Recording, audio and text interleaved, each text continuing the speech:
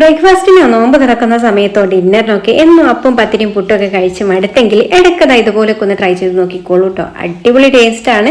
അപ്പോൾ നമുക്കിത് എങ്ങനെ ചെയ്തെടുക്കുക എന്നുള്ളതൊന്ന് നോക്കാം. അപ്പോൾ അതിനായിട്ട് ഞാനിവിടെ 1 ടീസ്പൂൺ ഈസ്റ്റ് ഒരു ബൗളിലേക്ക് ചേർത്ത് കൊടുത്തിട്ടുണ്ട്. ഇനി ഇതിലേക്കൊരു 4 ടീസ്പൂൺ പഞ്ചസാരയും 1 കപ്പ് ഇളം ചൂടുള്ള പാലും കൂടെ ചേർത്ത് കൊടുത്തിട്ട് നന്നായിട്ടൊന്ന് മിക്സ് ചെയ്ത് കൊടുക്കാം. എന്നിട്ട് നമുക്കിതൊരു 10 മിനിറ്റ് ഒന്ന് അടച്ചു വെക്കാം കേട്ടോ, ഇതൊന്ന് ആക്റ്റീവായിട്ട് കിട്ടാൻ വേണ്ടിയിട്ട്.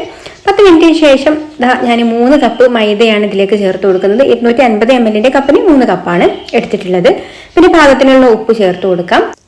ഇനി 1 ടീസ്പൂൺ എള്ള് ചേർത്ത് കൊടുക്കുന്നുണ്ട്. ഈ ഒരു എള്ളിന് പകരം നിങ്ങൾക്ക് വേണമെന്നുണ്ടെങ്കിൽ കരിഞ്ചീരകത്തിന്റെ ഫ്ലേവർ ഇഷ്ടമുള്ളവരാണെന്നുണ്ടെങ്കിൽ അത് ചേർത്ത് കൊടുത്താലും മതി കേട്ടോ, 1 ടീസ്പൂൺ. അതുപോലെ 1/2 ടീസ്പൂൺ ഏലക്കാപ്പൊടിയും 1/3 കപ്പ് പാൽപ്പൊടിയും കൂടെ ചേർത്ത് കൊടുത്തിട്ട് നന്നായിട്ടൊന്ന് മിക്സ് ചെയ്ത് കൊടുക്കാം. എന്നിട്ട് ഇതിലേക്ക് ആവശ്യത്തിന് ഇളം ചൂടുള്ള വെള്ളം ഒഴിച്ചു കൊടുത്തിട്ട് കുഴച്ചെടുക്കാം. നന്നായിട്ട് തന്നെ കുഴച്ചെടുക്കണം കേട്ടോ, നല്ല സോഫ്റ്റ് ആയിട്ട് കുഴച്ചെടുക്കാം. അപ്പോൾ മാവ് ഞാനിവിടെ നന്നായിട്ട് തന്നെ നല്ല സോഫ്റ്റ് ആയിട്ട് കുഴച്ചെടുത്തിട്ടുണ്ട്. ഇനി നമ്മൾ റെസ്റ്റ് ചെയ്യാൻ വേണ്ടിയിട്ട് മാറ്റി വെക്കാം. അപ്പോൾ അതിന് മുന്നേ ആയിട്ട് ഇതൊന്ന് ഡ്രൈ ആയി പോകാതിരിക്കാൻ വേണ്ടിയിട്ട് ഇതിൻ്റെ മുകളിൽ കുറച്ച് ഓയിൽ ഒഴിച്ചു കൊടുത്തിട്ട് ഇതുപോലെ എല്ലാ ഭാഗത്തും ഒന്ന് ആക്കി കൊടുക്കുന്നുണ്ട്. അല്ലെങ്കിൽ ഒരു നനഞ്ഞ ക്ലോത്ത് എന്തെങ്കിലും ഇതിൻ്റെ മുകളിൽ ഇട്ട് വെച്ചാലും മതി കേട്ടോ. എന്നിട്ട് ഒരു ബൗളിൽ വെച്ച് കൊടുത്തിട്ട് നമുക്കിതൊന്ന് ക്ലീൻ റാപ്പ് വെച്ചിട്ട് നന്നായിട്ടൊന്ന് കവർ ചെയ്ത് കൊടുക്കുക. അല്ലെങ്കിൽ നല്ല ഒരു ലിഡ് വെച്ചിട്ട് മൂടി വെച്ചിട്ട് മാറ്റി വെക്കാം. 1 മണിക്കൂർ കൊണ്ടൊക്കെ പൊങ്ങി വരും കേട്ടോ. ഇപ്പോൾ ചൂടുള്ള സമയമായതുകൊണ്ട് 1-1.5 മണിക്കൂർ വരെ വെക്കാം. തണുപ്പുള്ള സമയമൊക്കെ ആണെന്നുണ്ടെങ്കിൽ 2-3 മണിക്കൂറൊക്കെ വരും ഈ ഒരു മാവ് പൊങ്ങി കിട്ടാൻ വേണ്ടിയിട്ട്. അപ്പോൾ ഞാനിപ്പോൾ ഇവിടെ ഒരു 1.5 മണിക്കൂർ കഴിഞ്ഞിട്ടാണ് കേട്ടോ മാവ് എടുക്കുന്നത്. മാവ് നന്നായിട്ട് തന്നെ പൊങ്ങി വന്നിട്ടുണ്ട്. ഇനി നമുക്ക് ഇതിൻ്റെ ഉള്ളിലുള്ള എയറൊക്കെ ഒന്ന് കളഞ്ഞിട്ട് ഒന്നും കൂടെ അങ്ങ് കുഴച്ചെടുത്തതിന് ശേഷം ഇതുപോലെ 4ആയിട്ടൊന്ന് ഞാൻ കട്ട് ചെയ്തെടുക്കുന്നുണ്ട്. എന്നിട്ട് ഓരോ പീസും എടുത്തിട്ട് നന്നായിട്ടൊന്ന് ഉരുട്ടിയിട്ട് പരത്തിയെടുക്കാം. പരത്തിയെടുക്കുമ്പോൾ ഒരുപാട് തിന്നായിട്ട് പരത്തിയെടുക്കരുത്. നമ്മൾ കുബൂസൊക്കെ പരത്തിയെടുക്കുന്ന ആ ഒരു രീതിയിൽ പരത്തിയെടുക്കാം കേട്ടോ. പിന്നെ കുറച്ചും കൂടി തിന്നാക്കി എടുത്താലും കുഴപ്പമില്ല. പിന്നെ നമ്മളിത് പരത്തിയിട്ട് ഇങ്ങ് മാറ്റി വെക്കുമ്പോൾ കുറച്ചും കൂടെ ഒന്നങ്ങ് പൊങ്ങി വരും.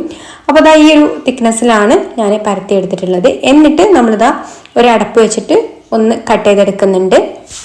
ഈ ഒരു തിക്നെസ്സിലാണ് കേട്ടോ ഞാനിത് പരത്തി എടുത്തിട്ടുള്ളത്. പിന്നെ നമ്മളിത് ബാക്കിയുള്ളതെല്ലാം കൂടെ പരത്തി വെക്കുമ്പോഴേക്കും ആദ്യം പരത്തി എടുത്തതൊക്കെ കുറച്ചും കൂടെ ഒന്ന് പൊങ്ങി വരും കേട്ടോ. അപ്പോൾ ഞാനെല്ലാം പരത്തി എടുത്തിട്ടുണ്ട്. ഇനി ഒരു മുട്ട എടുത്തിട്ടുണ്ട്. ആ ഒരു മുട്ട ഒന്ന് ബീറ്റ് ചെയ്ത് കൊടുത്തതിന് ശേഷം ഇതിൻ്റെ എല്ലാത്തിൻ്റെ മുകളിലും ചെറുതായിട്ടൊന്ന് ബ്രഷ് ചെയ്ത് കൊടുക്കുന്നുണ്ട്. ഒരുപാട് നല്ല കട്ടിയിലൊന്നും ബ്രഷ് ചെയ്ത് കൊടുക്കണ്ട കേട്ടോ, നല്ല തിന്നായിട്ട് ചെറുതായിട്ടൊന്ന് ബ്രഷ് ചെയ്ത് കൊടുത്താൽ മതി. എന്നിട്ട് വൈറ്റ് വെള്ളം എടുത്തിട്ടുണ്ട്, ബ്ലാക്ക് വെള്ളം എടുത്തിട്ടുണ്ട്. അത് ഇതിൻ്റെ മുകളിൽ ഇതുപോലെ ഒന്ന് ഇട്ട് കൊടുക്കാം. അപ്പോൾ ഇതൊന്ന് ഇതിൽ പ്രസ്സായി ഒന്ന് പറ്റി നിൽക്കാൻ വേണ്ടിയിട്ടാണ് നമ്മൾ ഈ ഒരു മുട്ട ഒന്ന് ബ്രഷ് ചെയ്ത് കൊടുത്തിട്ടുള്ളത്. എന്നിട്ട് കൈ വെച്ചിട്ട് ചെറുതായിട്ടൊന്ന് പ്രസ് ചെയ്ത് കൊടുക്കുക. ഒരുപാട് ബലം കൊടുക്കാതെ വേണം പ്രസ് ചെയ്ത് കൊടുക്കാൻ വേണ്ടിയിട്ട്. ആ ഒരു എള്ളൊക്കെ അതിൽ നല്ലതായിട്ടൊന്ന് സ്റ്റിക്കി ആയിട്ട് നിൽക്കാൻ വേണ്ടിയിട്ടാണ്. ഇനി നമുക്കിത് ഫ്രൈ ചെയ്തെടുക്കാം. ഫ്രൈ ചെയ്തെടുക്കുമ്പോൾ നന്നായിട്ട് ശ്രദ്ധിക്കണം കേട്ടോ, കാരണം തീ ഒട്ടും തന്നെ കൂടി പോകാൻ പാടില്ല. പെട്ടെന്ന് ഇതിൻ്റെ പുറംഭാഗമൊക്കെ കളറ് മാറിപ്പോകും. അപ്പോൾ നല്ല ഏറ്റവും ലോ ഫ്ലെയിമിൽ വെച്ചിട്ട് വേണം ഇത് ഫ്രൈ ചെയ്തെടുക്കാൻ വേണ്ടിയിട്ട്.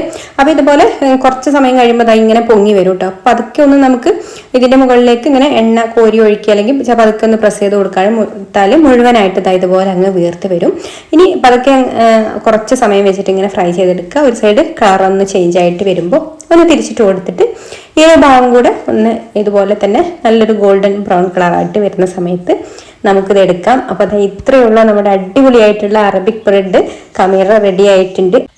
ഇനി നിങ്ങൾക്കത് ചിക്കൻ കറിയുടെ കൂടെയോ ബീഫ് കറിയുടെ കൂടെയോ ഒക്കെ സെർവ് ചെയ്യാം. വെറുതെ കഴിക്കാനാണെന്നുണ്ടെങ്കിലും നല്ല ടേസ്റ്റ് തന്നെയാണ് കേട്ടോ. അപ്പോൾ ഞാൻ ഇതിലേക്ക് സൈഡായിട്ട് ബട്ടർ ചിക്കനാണ് റെഡിയാക്കി എടുത്തിട്ടുള്ളത്. നല്ലൊരു കോമ്പിനേഷൻ തന്നെയാണ് കേട്ടോ ഇതിലേക്ക് ബട്ടർ ചിക്കനും കൂടെ ഉണ്ടാവുമ്പോൾ.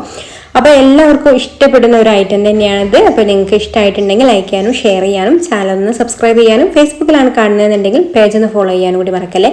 അപ്പോൾ ഇനി മറ്റൊരു നല്ല റെസിപ്പിയുമായിട്ട് അടുത്ത വീഡിയോയിൽ കാണാം. താങ്ക്